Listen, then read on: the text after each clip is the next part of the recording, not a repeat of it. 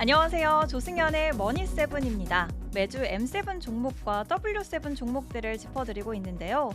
그런데 많은 분들께서 왜 M7이고 W7인지에 대한 질문이 있으시더라고요. 먼저 M7은 매그니피센트 7의 줄임말로서 미국 기술주 시장을 이끄는 7대장을 의미합니다. 놀라울 정도로 미증시 상승을 이끄는 7개 종목인 건데요.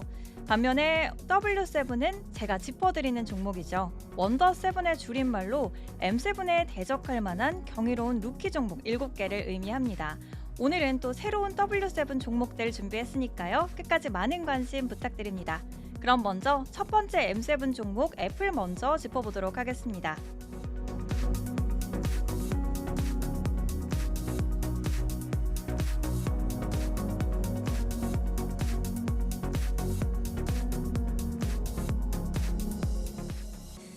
니하오 시리. 곧 중국 전역에서 이런 말이 가능해질 것 같은데요. 바로 애플이 중국에서 AI 기능을 탑재한 아이폰, 이 아이폰을 내놓기 위해서 중국의 텐센트 그리고 바이트댄스와 협상 중인 것으로 알려졌습니다. 최근 미중 갈등이 심화되고 있는 상황이죠. 여기서 중국에서 아이폰 판매량이 감소하는 추세입니다. 그런데 애플이 여기서 중국에 손을 내밀었다고 합니다. 로이터 통신은 현지 시간 19일에 애플이 두 기업과 함께 중국에서 판매되는 아이폰에 AI 모델을 통합하는 방안을 고민 중이라는 내용을 밝혔습니다. 다만 아직은 초기 단계라고 덧붙이기도 했습니다. 제가 지난 시간에 애플이 시리와 챗 GPT를 통합한 소프트웨어 업데이트를 공개했다라는 내용을 알려드렸는데요. 하지만 중국에서는 이 챗 GPT를 이용할 수가 없기 때문에 애플은 현지 파트너사를 찾아야 하는 상황입니다. 현재 중국에서는 생성형 AI 서비스 출시 전에 정부 승인을 받도록 요구를 하고 있습니다. 그래서 검열과 통제가 어려운 챗 GPT 등 외국 기업의 AI 모델에는 허가를 내주지 않고 있는 건데요. 중국에서 판매되는 아이폰에 AI 기능이 빠졌다. 이것은 애플의 상당한 걸림돌이 되겠죠.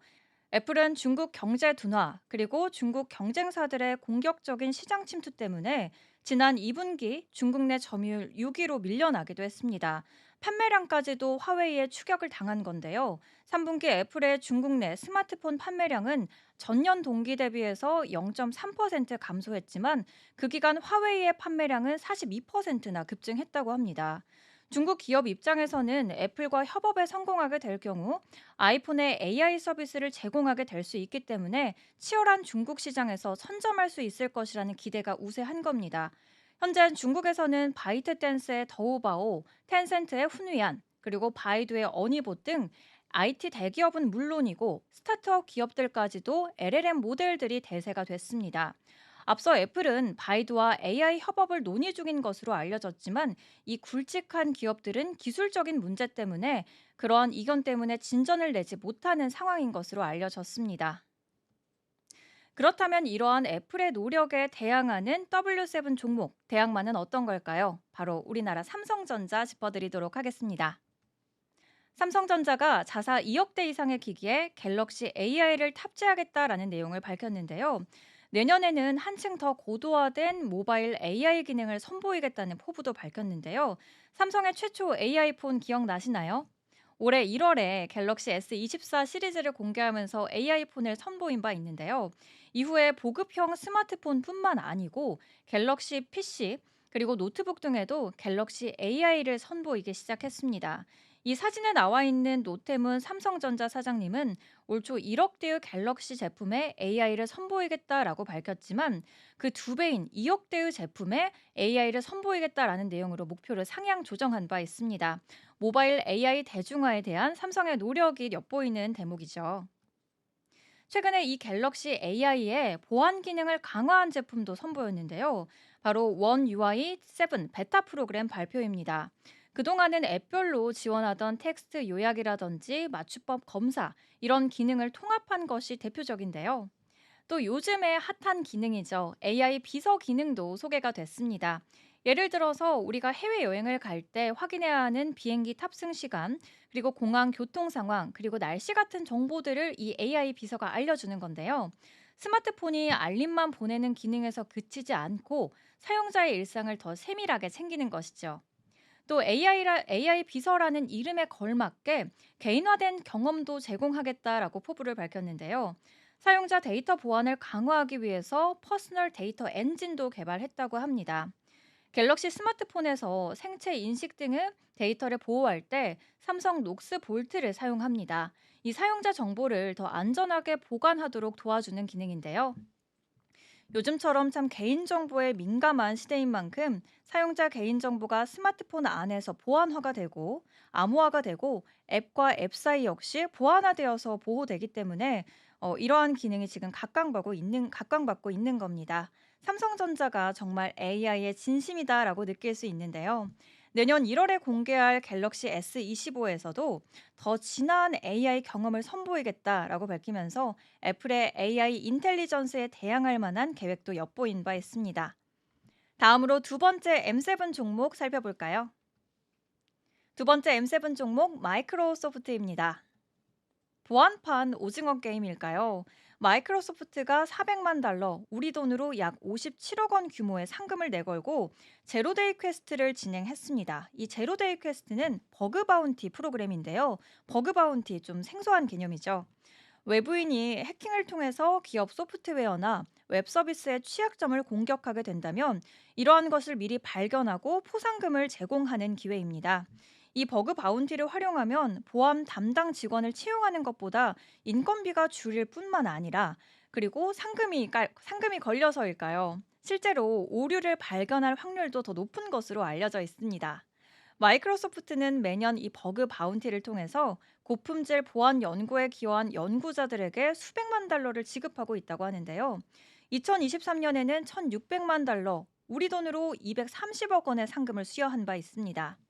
이 제로데이 퀘스트는 이에 더해서 400만 달러의 상금을 추가로 더 지급하는 프로그램인데요. 특히 AI 분야의 취약점을 발견하는 연구원에게는 2배의 현상금을 더 제공한다고 합니다. 솔깃할 수밖에 없는 프로그램인데요.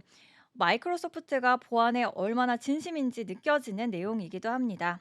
또 화이트 해커 역량을 높이면서 제품 보안을 강화하려는 목적도 있습니다.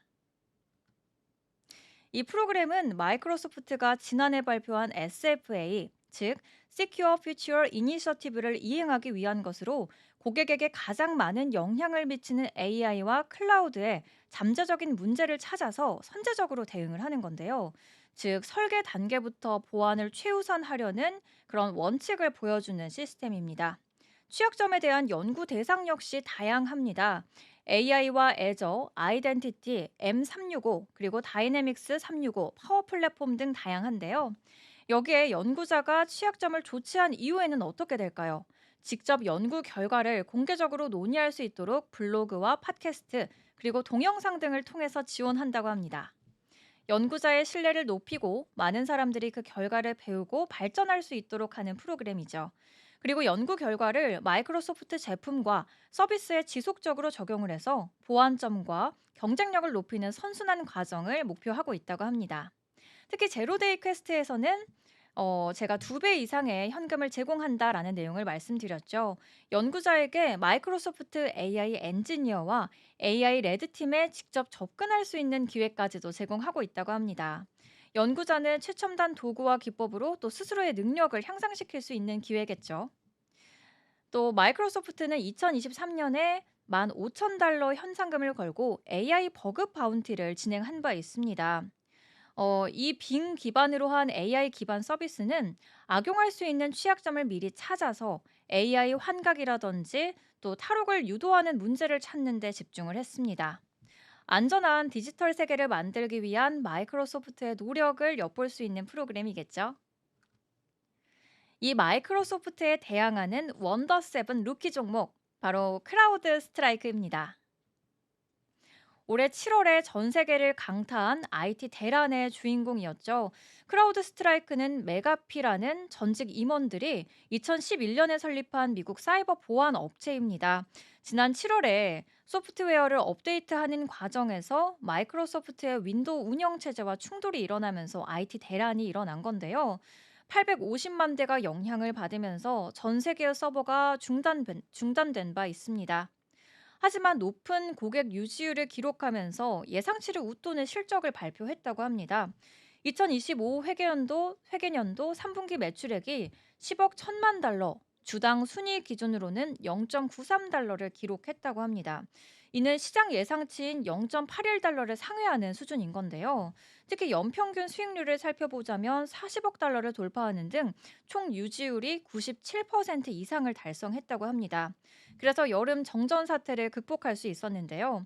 여기에 시장 점유율을 또 살펴볼까요? 전 세계 보안 시장 약 18%를 차지하고 있습니다. 마이크로소프트의 시장 점유율인 25.8%를 이어가는 순위인데요. 악재 속에서도 이렇게 굳건하게 자리를 지킬 수 있는 이유가 대체 뭘까요? 바로 주력 제품인 팔콘 플랫폼 덕분인데요. 이 팔콘 플랫폼의 특징을 살펴보겠습니다. AI와 머신러닝을 적극 활용해서 실시간으로 위협을 탐지하고 대응한다라는 특징이 있습니다. 다른 솔루션들과는 다르게 공격이 발생하기 전에 예비해서 탐지하고 예방할 수 있도록 하는 건데요. 정교해지는 보안 공격에 크라우드 스트라이크가 AI를 활용해서 월가 전문가들은 크라우드 스트라이크를 AI 성장주로 주목한 바 있습니다. 그리고 기존 보안 솔루션들이 주로 자체 데이터 센터에 초점을 맞췄을 때 크라우드 스트라이크는 클라우드 데이터 접근 방식을 채택했는데 이러한 내용이 시장에 큰 반향을 일으켰습니다. 이후 기업들이 클라우드로 이전하는 추세로 바뀌었기 때문에 이러한 현상과 맞물리면서 전 세계의 호응을 얻은 것이죠. 크라우드 스트라이크의 성장은 급속도로 이루어졌는데요. 설립 몇 년 만에 주요 기업으로 성장을 했고 2019년에는 뉴욕 증권거래소에 상장되기도 했습니다. 다음으로 M7 세 번째 종목, 구글의 모회사 알파벳 살펴보도록 하겠습니다. 구글은 전 세계 온라인 검색 시장의 90% 이상을 차지하고 있습니다. 최근 미국의 반독점 규제 칼날이 구글을 향해 날아가고 있는데도 구글의 시장 지배력이 여전합니다. 미국의 워싱턴 연방법원은 지난 5일에 법무부가 구글을 상대로 낸 구글 검색 반독점 소송에서 원고 승소로 판결을 했습니다. 이후 법무부는 연방법원에 구글의 독점 해소를 위해 크롬을 강제 매각에 대한 명령을 요구한 상황인데요. 구글이 검색 시장에서의 독점 해소를 위해 미국이 제안한 크롬 강제 매각을 비판하면서 자체적으로 대안을 내기도 했습니다. 구글은 크롬을 매각하도록 강제하는 것은 굉장히 극단적이고 법률에도 위반하는 행위라고 주장을 했습니다. 스스로에 대한 자체 대안을 자세하게 살펴보겠습니다. 바로 애플 기기나 브라우저에서 자사 검색 엔진이 기본 검색 엔진으로 설정하는 것을 검토하겠다라는 내용을 밝힌 건데요. 그리고 수익 공유 계약을 제한할 수 있다고 밝혔습니다. 앞서 법원은 구글이 기본 검색 엔진 설정의 대가로 애플과 삼성 등의 수십조 원을 지급함으로써 경쟁 업체의 시장 성공을 차단했다라는 내용을 밝힌 바 있죠. 구글은 애플 등 휴대전화 제조업체의 기본 검색 엔진으로 구글 외에 다른 엔진도 기본값으로 설정할 수 있다라고 중도를 밝히기도 했습니다. 워싱턴 DC 연방법원은 오는 8월까지 구글의 독점을 해소하기 위한 방안을 결정할 예정인데요. 그렇다면 이러한 구글에 대항하는 원더7 종목은 무엇일까요? 중국의 구글이라고 불리는 검색 엔진 기업 바이두 살펴보도록 하겠습니다.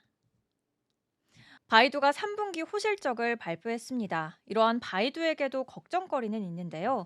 바로 중국에 대한 미국의 대중 반도체 수출 규제이겠죠. 하지만 바이두는 자사의 생성형 AI 어니봇에 당분간은 큰 영향을 미치지 않을 것이라고 자신만만한 태도를 보이기도 했는데요. 시장에서는 바이두의 생성형 AI 사업과 미국의 대중 반도체 수출 통제의 여파에 주목하기도 했습니다. 바이두는 생성형 AI인 어니봇을 포함한 연구개발 비용이 전년 동기 대비해서 6% 증가한 61억 달러, 우리 돈으로 7조 7천억 원이라고 발표를 했습니다. 계속해서 이렇게 R&D에 투자를 하고 있는 상황을 볼 수 있는데요. 실제로 어니봇은 출시 3개월 만에 사용자 7천만 명을 확보하기도 했는데요. 여기에 파운데이션 모델을 변경해서 AI 반도체 호환성을 개선하는 노력도 보여주고 있습니다. 파운데이션 모델이란 쉽게 말하면 AI 신경망이라고 볼 수 있는데요. GPT-4와 같은 대규모 언어 모델도 그중 하나입니다. 바이두는 앞으로도 AI, 특히 생성형 AI 기반 모델에 대한 투자의 우선순위를 두되 효율성과 전략적인 자원 배분에 중심을 두고 또 경쟁자에 대응할 만한 전략을 내세우겠다고 발표한 바 있습니다. 바이두는 공격적으로 경쟁자를 방어하는 모습도 보여줬는데요. 중국 내에서 구글의 점유율 확산을 막기도 했습니다. 올해 8월에는 바이두가 구글이 자회사 콘텐츠를 수집하는 것을 막은 적도 있습니다. 이와 관련해 구글 측도 움직였겠죠. 미국 온라인 커뮤니티 기업인 레딧은 지난달 구글을 제외한 다른 검색 엔진이 자사를 색인화하는 것을 차단했습니다. 앞서 구글은 자사 AI 모델을 훈련하기 위해서 레딧과 수백만 달러의 계약을 체결한 바 있습니다. 지금까지 애플과 마이크로소프트, 알파벳에 대해서 살펴봤습니다. 이에 대응하는 삼성전자의 AI 생태계 확장, 그리고 크라우드 스트라이크의 보안 경쟁력, 그리고 바이두의 기술과 중국 내 구글 제안에 대해서 살펴봤습니다. 이어서 나머지 네 가지 종목도 살펴보도록 하겠습니다. 네 번째 M7 종목 아마존입니다. 아마존은 클라우드 서비스를 제공하는 세계 최대의 데이터 센터 운영 업체인데요. 올해 2분기 시장 점유율에서 최상단 32%에 자리를 했습니다. 클라우드 서비스 사업 담당 아마존 웹 서비스가 12월 초에 연례 최대 기술 컨퍼런스인 리인벤트를 열었죠. 여기서 AI 신기술과 신기능을 쏟아내면서 AI 시대의 아마존의 경쟁력을 높게 평가받기도 했습니다. 그리고 AI 시대에 접어들면서 전용 서버 등장으로 아마존의 역할이 더욱 커지는 추세인데요. 자연스럽게 엔비디아의 GPU 주요 고객으로 떠오르기도 했습니다. 문제는요, 엔비디아의 GPU 대안이 부족해서 막대한 비용이 든다라는 점인데요. 구매 경쟁이 심화되기 때문에 웃돈을 주고 원하는 제품을 확보하기도 한다는 내용이 전해졌습니다. 하지만 여기서 주저앉을 아마존이 아니겠죠. 비용의 여파를 최소화하고자 아마존은 수년 전부터 자체칩인 트레이니움 시리즈를 출시하면서 대체제를 마련하고 있습니다. 그러면서 HBM 구매도 함께 늘고 있는데요. SK 하이닉스와도 거래하지만 대부분의 생산 능력이 엔비디아 쪽에 맞춰 있기 때문에 삼성전자 제품도 사용하고 있는 것으로 알려졌습니다. 이렇게 엔비디아가 독점하고 있는 AI 칩 분야에서 아마존이 엔비디아에 대한 의존도를 낮추기 위한 노력을 하고 있는 거겠죠.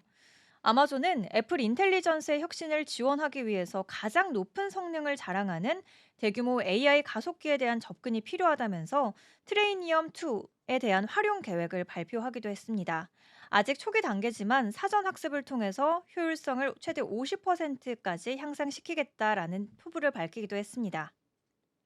이러한 아마존에 대항하는 원더7 종목, 오라클 알아보도록 하겠습니다. 지금 우리는 멀티 클라우드 시대에 살고 있는데요. 여러 클라우드 환경을 아우르면서 필요한 서비스를 쓰고 있는 겁니다. 최근 오라클의 발표는 이러한 오라클 데이터베이스의 한계를 넘기 위한 색다른 행보를 보여주고 있는데요.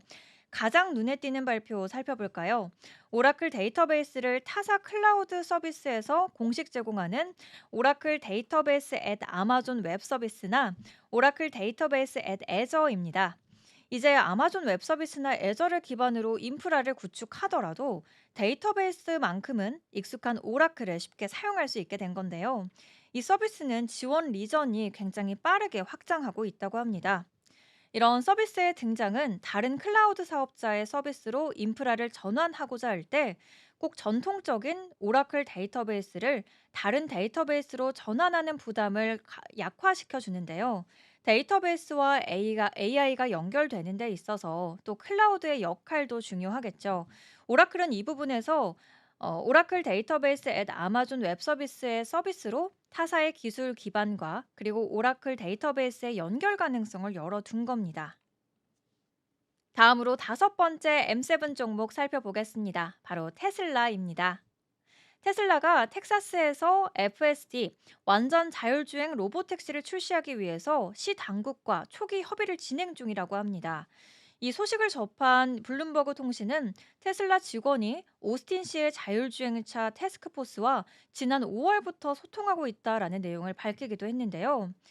이 오스틴 시의 자율주행차 TF는 지난해 설치된 자율주행 기업 그리고 지역 주민들과 협력해서 자율주행차에 대한 의견과 또 사고 데이터를 수집해서 안전 교육 절차를 지금 수립하고 있다고 합니다. 어느 정도 이제 진행이 된 상태라는 것을 알 수 있겠죠.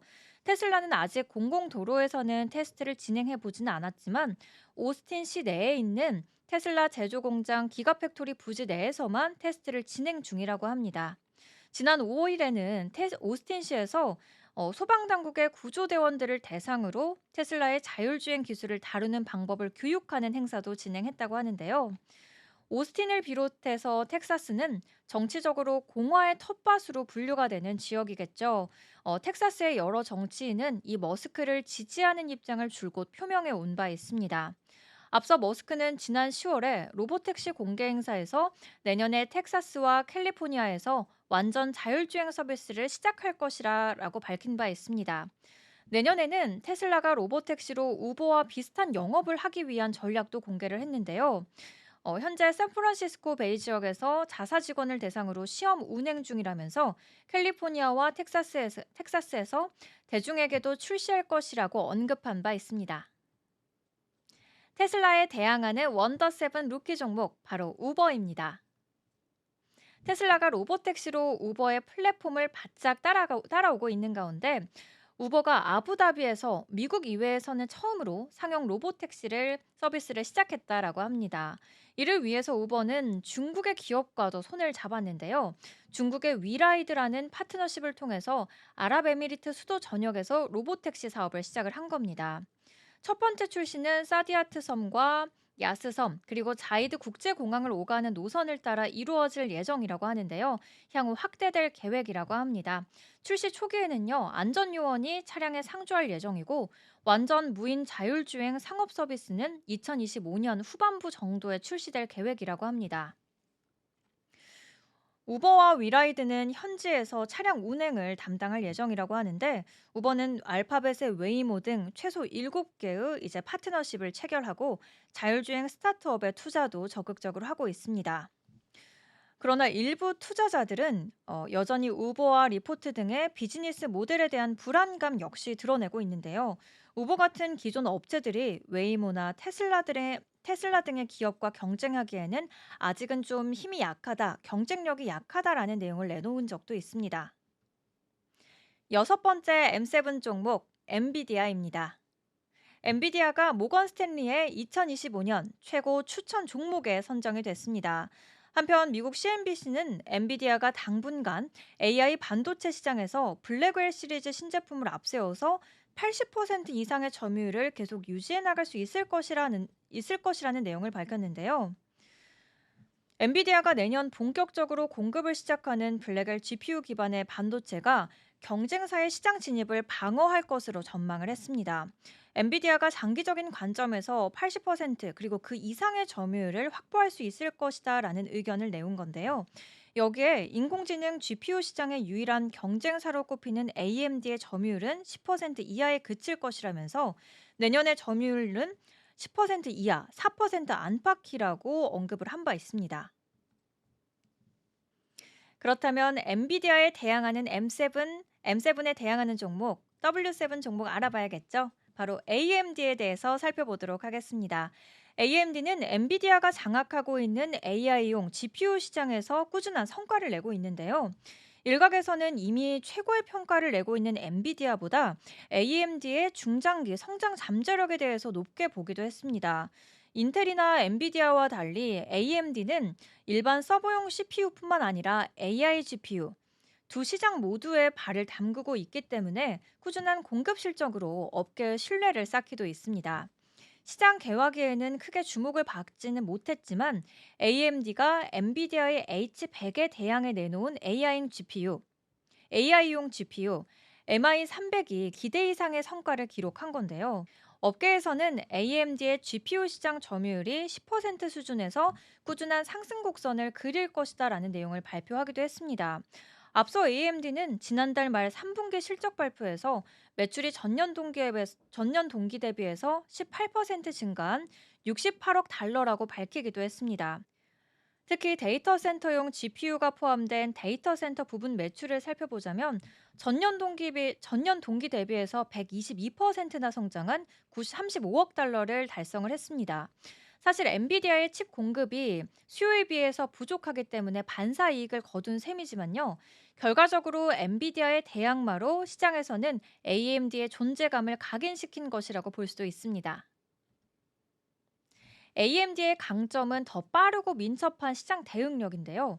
2년을 주기로 신제품을 내놓는 엔비디아와 달리 AMD는 고객사들이 세부적인 수요에 대응하기 위해서 1년 주기로 신제품을 출시하고 있습니다.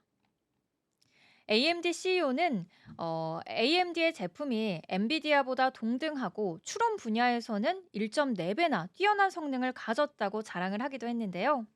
이 이후에 골드만삭스는 AMD의 AI 칩 매출 전망치를 향후 3년간 한화 기준으로 696조 원 규모로 상향 조정한 바 있습니다. 마지막 M7 종목 메타입니다. 미국 내에서 틱톡 사용이 제한된다면 가장 크게 수혜를 받을 종목 바로 메타가 꼽히고 있죠. 미국은 정치권을 중심으로 쇼폼 영상 플랫폼인 틱톡을 연일 때리기에 나서고 있는데요. 그중에서도 중국과 연관이 되고 있는 틱톡이 스파이 활동에 활용될 수 있다는 이유 때문에 금지법이 발효를 앞두고 있기도 합니다.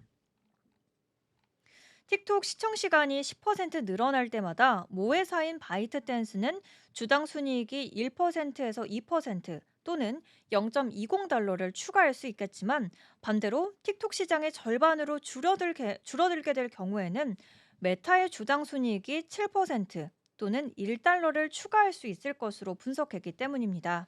이어서 오랫동안 틱톡의 경쟁자로 여겨진 인스타그램의 경우 틱톡 매출과 궤를 같이 했는데요.